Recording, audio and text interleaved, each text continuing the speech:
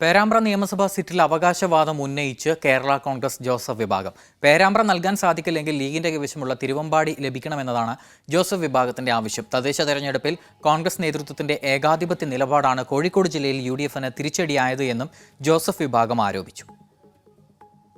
കേരള കോൺഗ്രസ് പതിറ്റാണ്ടുകളായി കൈവശം വെക്കുന്ന സീറ്റാണ് പേരാമ്പ്ര.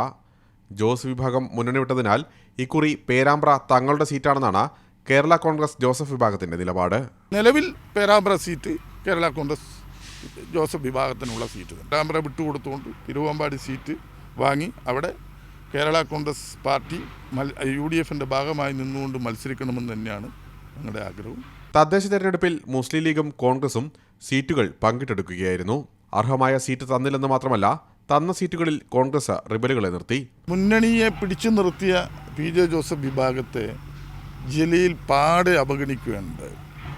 നാമമാത്രമായ സീറ്റുകൾ നൽകി ആ നൽകിയ സീറ്റുകളിൽ വിമതരെ നിർത്തി പരാജയപ്പെടുത്തുകയാണുണ്ടായത്.